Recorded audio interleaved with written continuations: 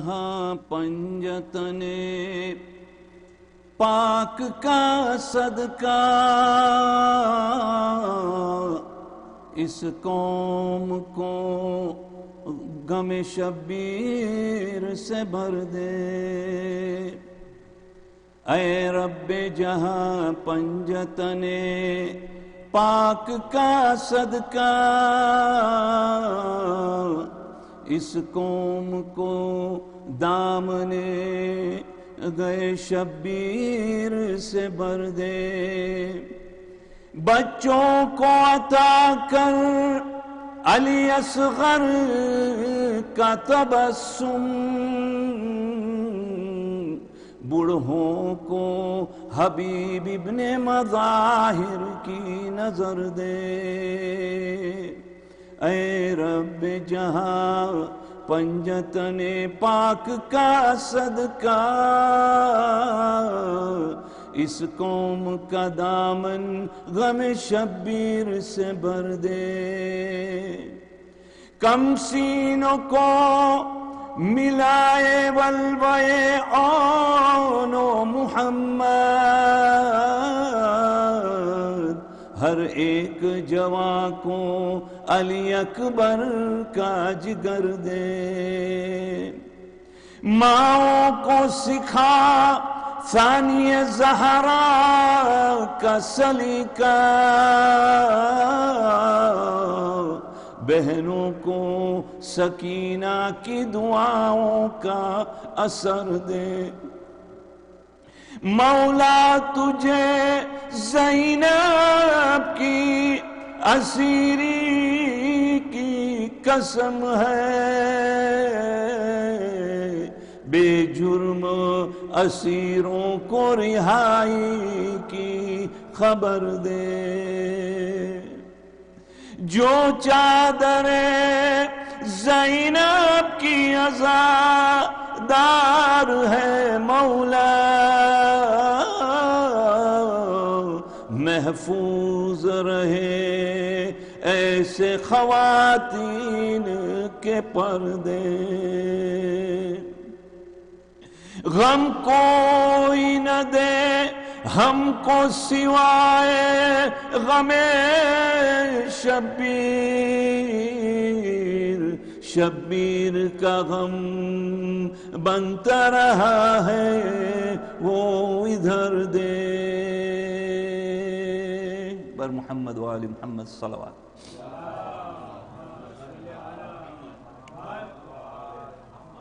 رحم اللہ من قرأ الفاتحہ۔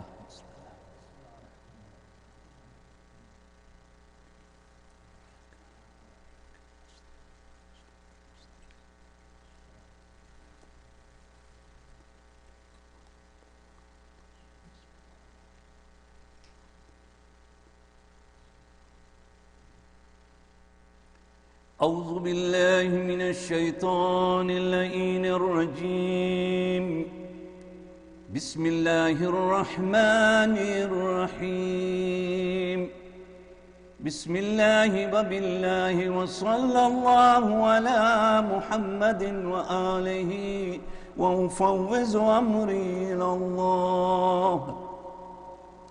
ان اللہ بصیر بالعباد۔ الحمد للہ الذی ہدانا لہذا وما كنا لنہتدی لولا ان ہدانا اللہ، لقد جاءت رسل ربنا بالحق، والصلاة والسلام على اشرف الانبیاء والمرسلین ابی القاسم محمد۔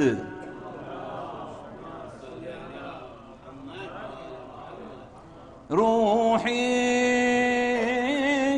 وجسمی وارواح العالمین لک الفداء کہ ابن رسول اللہ۔ ثم السلام علیکم یا اہل العزاء الحسین جميعا ورحمة الله وبركاته. السلام على الحسين وعلى علي بن الحسين وعلى أولاد الحسين وعلى أصحاب الحسين. بسم الله الرحمن الرحيم.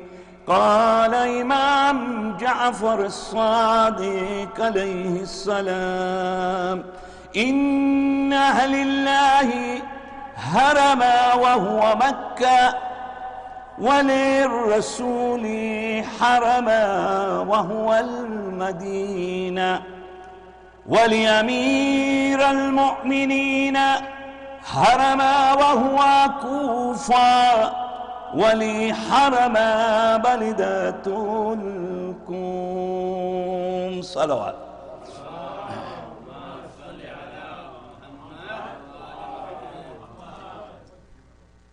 Tonight we have gathered here. It's a very important night really for the Shia community. Sometimes we cannot prioritize and understand which nights happen to be so important. This particular night is the night where we commemorate the Shahadat of Janabe Masuma-e-Qum alayhi salam.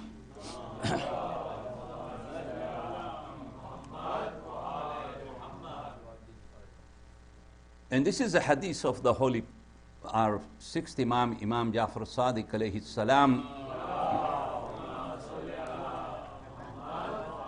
that he said that the haram of Allah is Mecca. He said the haram of the Holy Prophet is Medina. The haram of our Imam Ali alayhi salam is Kufa. But the haram of the entire Ahlul Bayt, he said, is Qum. The moment we hear that, our thought process goes to Karbala. Because when you look at the hadith says that Qum is a getaway towards paradise. Paradise has 8 doors. One of those doors is the city of Qum. That Qum is a getaway to paradise, but when it comes to Karbala, it is a piece of the paradise on the earth. You understand? There's a big difference there. One is a getaway, one is a city which happens to be on a piece of Jannah. So when you look at Janab Masuma-e-Qum, you have to look at 2 things. One is that when it came to Masuma-e-Qum, her original name is Fatima. And we find in history that when it came to Ayatollah Marashi, a very well-known scholar of our time, one day he went to sleep and he was thinking in his mind that where is the qabr of Janab Fatimatu Zahra salamullah alayhi. He wanted to know, where is this qabr? He said, where is my Imam that I can ask him, where is the qabr of Bibi Fatima? So he said, I was in my sleep and the 6th Imam came into his dream. And he said to the 6th Imam, can you tell me where is the real place? Where is the qabr of Bibi Fatima? And Imam Jafar Sadiq alayhi salam said, I'm not allowed to tell you that. We know, we hear that Jannatul Baqi is a place where she was buried, maybe. And maybe she was buried, and in fact most of the riwayat is of the opinion that she was buried next to the Holy Prophet. As you enter Babi Jibreel, right there is her qabr. So there are two or three different riwayats. But Imam did not disclose, and he said, I will not tell you because I am not allowed to tell you this. Then he said, then how am I going to go to Bibi Fatima's qabr to be able to get the reward of having been gone to Janab Fatima Zahra Salamullah alayha's qabr? And the sixth Imam said that it is the call of all of Aimma that you go to the qabr of Janab Masuma-e-Qum. For going there, the reward is the same as going to Janab Fatima to Zahra. You understand? Both of these. Therefore, when it comes to, because when the name Iran comes, Mashhad comes into our mind right away. And we ask Allah subhanahu wa ta'ala to give us that opportunity to go for the ziyarat of Mashhad. But Qum is equally important. In fact, it is more important because Imam alayhi salam said that the person who has visited the qabr of Masuma-e-Qum has visited my qabr in the city of Qum. And there are 4 Imams that talk about the merits of this lady. When you look at it, the 6th Imam has said that a lady from my family will be born and her name will be Fatima, and she will be buried in the city of Qum in Iran. Then you go to the 7th Imam. He said the same thing. Then you go to the 8th Imam.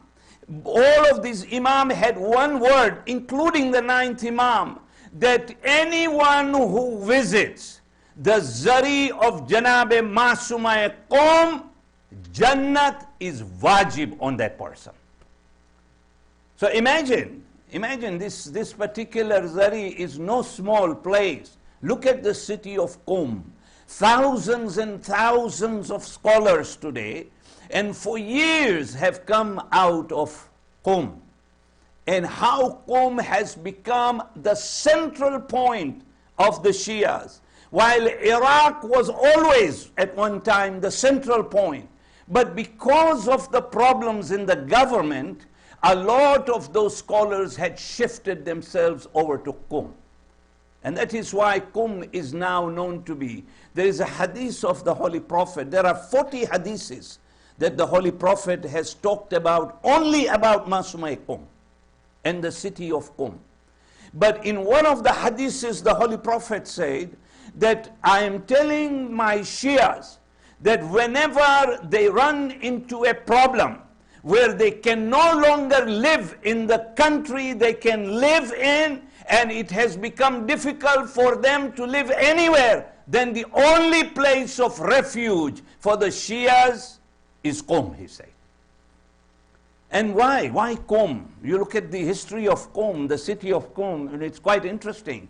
You look at the city of the continent, actually the country of Iran, it is quite interesting.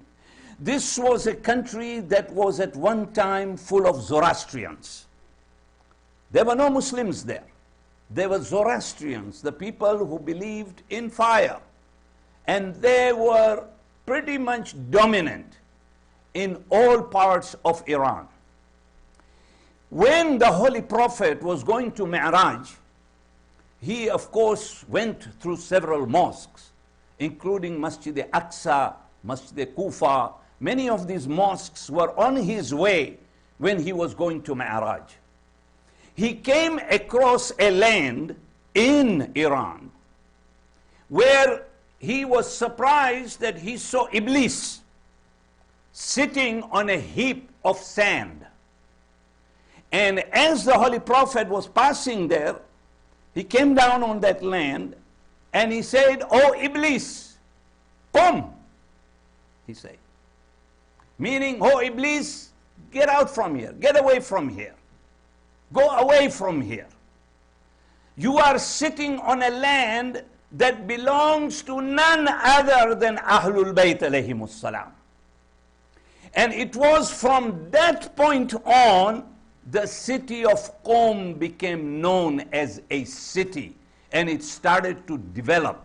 And the first people who moved to Qum were the people in the time of Hazrat Mukhtar. They were the people of Banu Asad. When Mukhtar was taking the revenge in 60, it was 5 years after 61, so it was 66. He was taking revenge, and after the revenge, there were many people of Banu Asad that moved away because they wanted to find refuge. And the place they thought that the refuge will come is in Qum. So Banu Asad moved to Qum. Then in the year 83, there was a huge crowd of Yemenis. And they had a tribe called Ash'ari. And this Ash'ari tribe was facing the same difficulty in Yemen. And therefore, they also moved away and entered, many of them entered in Qum. And this is how Qum then started to establish. But there was a person known as Sheikh Abdul Karim Hayri, a very famous scholar. And this scholar decided that he wanted to go from Iran, he decided to go to Karbala with his family. And he was doing the ziyarat when he got very, very sick there. He was so sick that the doctors told him that you are now on the verge of dying. So if you have a will, go ahead and talk about the will. So Sheikh Hayri, he was there and he gathered his family members and he started to talk to them, and he told them that, listen, I don't think I'm going to make it. This is my last moment of my life. It is time for me to leave. But before I leave, I want you to help me do one tawaf of the Zari of Aba Abdullah al-Hussein. So they put Sheikh Hayri on a particular type of a chair and they lifted him, and he was pretty much gone. History says that he was pretty much gone when suddenly he sees a dream. While he is there, he sees that Malakul Maut is coming from one end and Aba Abdullah al-Hussein is coming from the other end. They both came to Sheikh Hayri, and Imam Hussein then tells Sheikh Hayri, he said, Sheikh, what do you want? You came all the way from Iran to Karbala. What do you want? He said, what I want, he said, I wish, he says to Imam Hussein, if I had an opportunity, I will open up a seminary in Iran. He said, I will open up a seminary in Iran, and from there I will start an Islamic cemetery for all of your believers. And Imam Hussein turns to Malakul Maut and says, Malakul Maut, you can't touch him now. He is my Azadar. He is telling me for the love of Aba Abdullah al-Hussein, I will open up a seminary in Iran, in Qum, that will serve the Shia community all over the world. And because of that Malakul Maut, I have the permission from Allah subhanahu wa ta'ala to give him 20 years of more life. And history says that Sheikh Hayri just stepped down from his chair and people were stunned, and that is when he told the people that Imam Hussein has given me this opportunity. That seminary that we see in Qum is actually a seminary for which Imam Hussein alayhi salam gave Sheikh Hayri that opportunity to go ahead and establish that seminary. That is why this particular seminary is very, very important. And it is so important because you look at Janabi Masuma-e-Qum, his father was an imam. His brother was an imam, right? Because Imam Raza alayhi salam was her brother. If you look at in that comparison, you see the comparison of Bibi Zainab salamullah alayhi. Bibi Zainab's father was an imam. Her brothers were imam. Both of them were born in Medina. Both of them left and died in two different cities away from their hometown where they were born. One got buried in Sham, the other one got buried in Qum. And you look at Masuma-e-Qum, there are 4 Masumins outside of 14 Masumins whom the Imams have given that title of Masum. There are 4. One is Janab Zainab Salamullah alayh. The other is Hazrat Abul Fazl al-Abbas. The third is Janab Ali Akbar. And the 4th is Janab Masuma-e-Qum. All of those 4 have been given the title of a Masum. And you look at the history of this lady, and that is why we are told that we should visit. When I went this time, I had opportunity to go to a mosque that was built on the request of Imam Sahibul Asri wa Zaman. This mosque is the hotel. If you live in International Hotel Qum, it is on the other side, and it is some few hundred feet away from the masjid, from the Haram of Qum, but it's on the other side, opposite. It's a new mosque. This mosque was built at the time of several ulamas, but particularly was then given to Ayatollah Jawad Golpagani, who now runs and administers that mosque.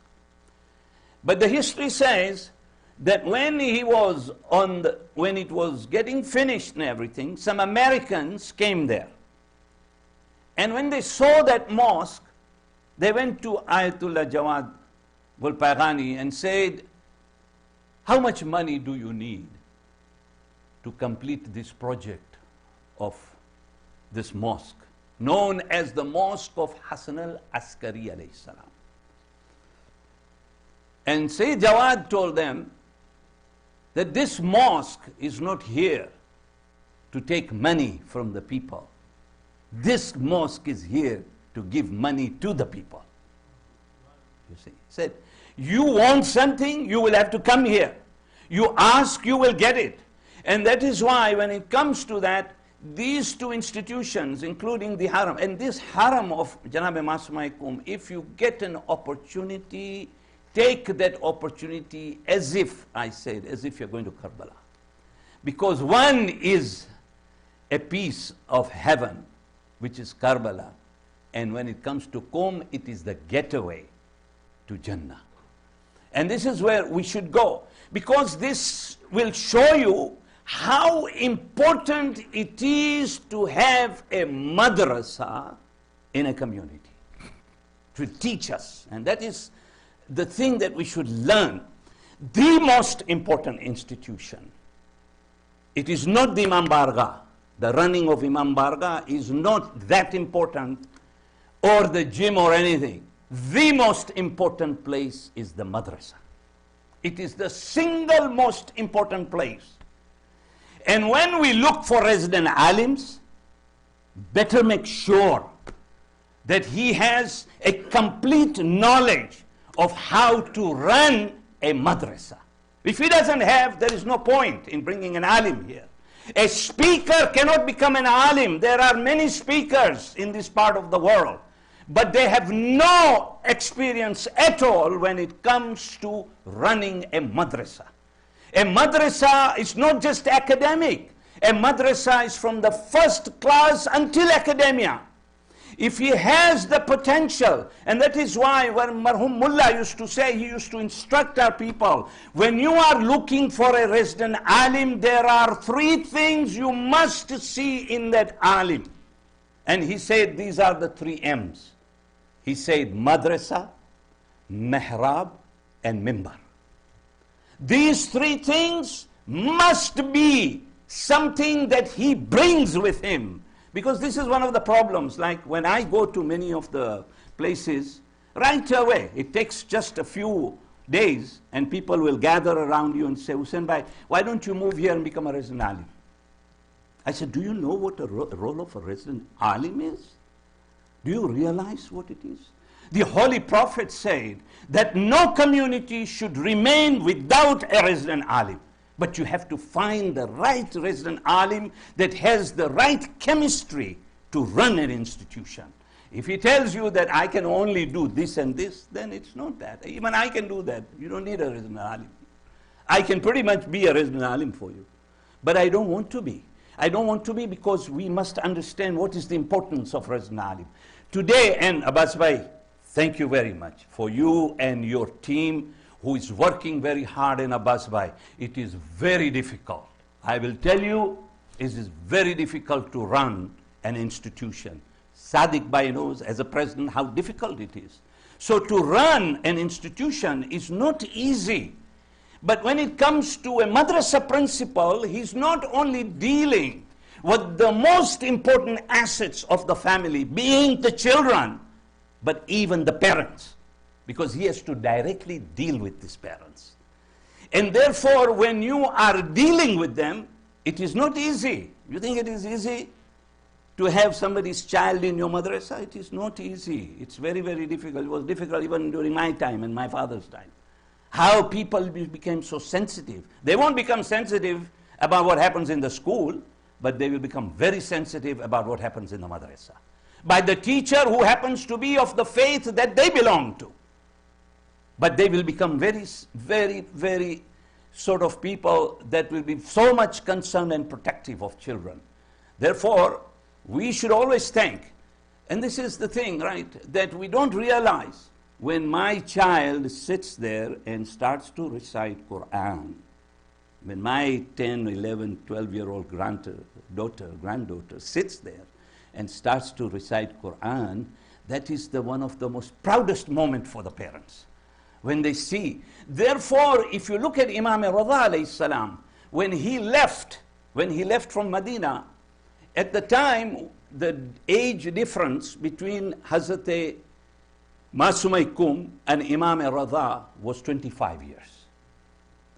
Imam Rida was 50 years of age when Janab Masuma-e-Qum was 25. When he was 25 is when Janab Masuma-e-Qum was born. She was at the age of 28. She was living in Medina. She was living with her brothers and several of her brothers. One of the sons' name was Harun, the brother of Imam Rida alayhi salam. So when Imam Rida left and he came, and when he came, one of the places that he passes through, of course, is the city of Qum.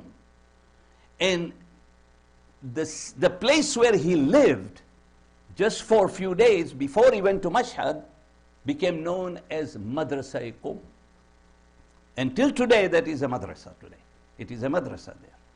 And so Imam comes all the way from there, and he comes and he enters into which is now known as Mashhad. This was a city that was known as Marv in the beginning, at the time of Imam alayhi salam. Then it changed its name to Tus, and then it became known as Mashhad. And this is how Imam then makes his round. But Imam was threatened.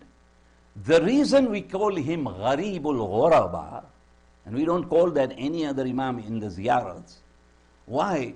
Because he was one of those Imams that was forced to move out of that place. And he was threatened. Why? Because Harun al-Rashid and Mamun and all these people were in a lot of trouble. And when their government they saw was going to have a downfall, at that point, is when they started to think about it. And they said, we better have someone here who can help us. And the only person they thought of was the eighth Imam. So they called the eighth Imam and they forced him out of his watan. And that is why he is known as Gharibul Watan. If you look at all the other Imams, even when you look at the seventh Imam, you look at the ninth Imam, the forcefulness that was used on eighth Imam was unique, because they were threatening to kill all of his family members. And they said, you had to be here. So he goes there, and after 1 year, he writes a letter to his sister, Janabe Masuma-e-Qum, and he asks her to come over. And she was so worried, because her relationship with Imam Raza was no different than the way Janabe Zainab and Imam Hussein were. Very close. So she gathers, and Harun then gathers all the people, Harun the brother of Imam, and he gathers all these people, and it is said that there were maybe 20 to 23 people. But they were told that they cannot go through the cities that were occupied by the Shias. There were 2 cities occupied, Kufa, and that is why when it comes to the sixth Imam, he said that Qum is Kufa Saghira. He said Kufa is a small, this Qum is a small Kufa. So he said Kufa, and this is a small Kufa. And they were going to go through both these cities. But Mamun ordered that no, they should be sent through one of the most treacherous journeys from Medina to Mashhad, because she gathered all these people and she was trying to go. In all the time of history, even after Zoroastrians went down and even the Sunnis came there were 750 years where Sunnis were part of Iran. 750 years. But look at today how Iran has changed to become a center point for all the Shias today. A population which majority, over 95, 98% people are of Shia descent there today. But this is how it was spreading. So he was told, and when his sister was going through these towns, they came to a town called Sawa. This was a town where predominantly the people who hated Ahlul Bayt lived. So when they came to know, they started to slaughter. They slaughtered all the brothers of Imam. They killed the sisters. All 26 members of that caravan was killed, except for Janabe Masuma-e-Qum. But then Janabe Masuma-e-Qum got sick. And sometimes it makes sort of thinking that just as Imam Zainul Abidin got sick at a time that was crucial, the same thing happens with Masuma-e-Qum. She gets very sick. However, there are reports that she was poisoned. But whatever, she was in a very bad situation. So there was a person called Musa bin Khazraj. He had a very big land in Qum, and it was a beautiful garden that he had. And so what he does is that he goes to Sawa and he tries to meet with the people there, and he sort of brings Janabe Masuma-e-Qum towards Qum. But he asked Janabe Masuma-e-Qum, he said, do you mind? Now there are 2 hadiths that we have references to. There is a hadith that talks about Imam Raza having been died before Masuma-e-Qum reached Qum. And the most predominant hadith that talks about is that Imam Raza was alive. And the reason they say he was alive is because when Janabe Masuma-e-Qum was convinced by Musa bin Khazraj to be brought into the city of Qum, she was there, and because of what she saw and the poison and everything, she dies there.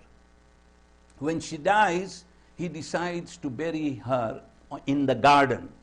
That place that where we go today, and inshallah if you have never been there, may Allah give you an opportunity to go there, that when you go there you will see it's such a beautiful place. And in that place is where Janabe Masuma-e-Qum was buried. It is said that when it came to Ayatollah Burujardi, Ayatollah Burujardi was asked by the king of Saudi Arabia to visit Qum during his time. And Ayatollah Burujardi is before Ayatollah Mohsin Hakim. So when he was told, and he was the universal Maharaja. Today, of course, we have several Maharajas. But at that time, he was universal. He was accepted by all Shias. So he was there. And when this invitation that the Saud king sends to him and says, I want to come and visit you in Qum, Ayatollah Burujardi refused and said, I will not let you come to Qum. And people said to him, oh, he's such a king, why don't you allow him? He said, listen, I know that when he comes here, he'll come to visit me, but he will never go to the Zari of Masuma-e-Qum. He who doesn't go to the Zari of Masuma-e-Qum, I have nothing to do with that leadership. And therefore he refused. It is also mentioned that when you look at Ayatollah, in fact, many of the scholars they come from Qum today, and they have been in the houses there for 25, 30 years. If you ask them, they will tell you there is not a single scholar who will be able to tell you that he was not successful because of his du'as to Masuma-e-Qum alayhi salam. And that is why they became successful. Today, how many resident alims you think comes out of Iran today? 2 to 3%. The rest don't become resident alim. They become scholars, but they are not able to run, because the job of a resident alim is far more than sitting on a mimbar. It is far more than just leading the prayers. It is far more than just doing the madrasas. It goes beyond, because all of the counseling that is done in a community is done by a resident alim. He has to have that sort of knowledge behind him. He has to have those backing. He has to have the credentials that are needed. We cannot make just anybody stand up here and say, can you become a resident alim? No, my brother, you cannot do that. Not every speaker that comes here is a resident alim. You have to look at the background, because the future of the community is important. It is not about what I want to achieve. It is what it is necessary to achieve for the community at large. Therefore, we must look at it, and this is the teachings that we see coming from the Islamic cemetery of Qum. Today, as we commemorate her Shahadat, Janabi Masuma-e-Qum, when she gets sick, she is in Qum, and it is said that she receives the message of Imam Raza alayhi salam. However, most of the hadiths are of the opinion that Imam Raza had not died. That when she was sick and when she dies, and there were people who were wondering, how are we going to pick up the body of a woman, of a lady that is Al Rasul, and bury her? So they thought that there was a very, very old man whose name was Qadir, that let us have Qadir do that. But as soon as they got ready, history says there were 2 horsemen that came towards them, that they saw them coming from nowhere.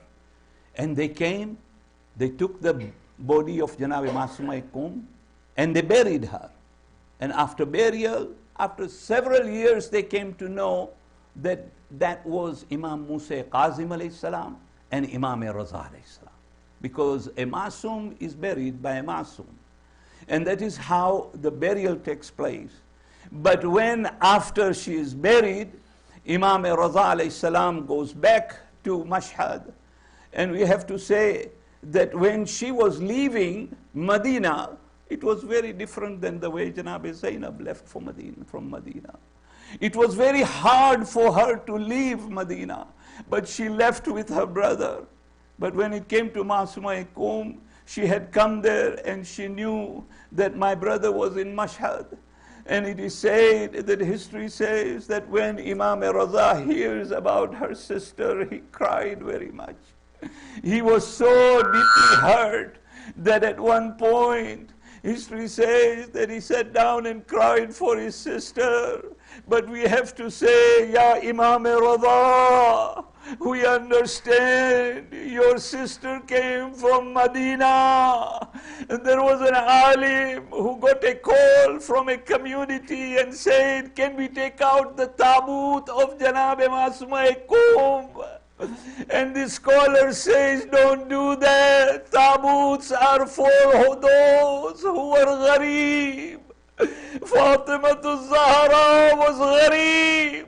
Zainab was gharib. When Zainab was married, there were only 4 people present there. When Janab Fatima in the middle of the night hardly had 12 people present in her funeral. And that is why tabuts are taken out when it comes to Janab Masuma-e-Qum. It is said that thousands of people had gathered and had taken the part in the burial of Masuma-e-Qum. But we have to say, Ya Imam Rada, imagine Janab Zainab standing on the hill of Tilla Zainabiyah.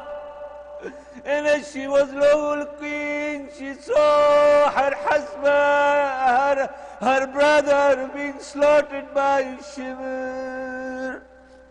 ألا لعنة الله على القوم الظالمين وسيعم الذين ظلموا وأي منقلب ينقلبون إنا لله وإنا إليه راجعون. مات من Hussein.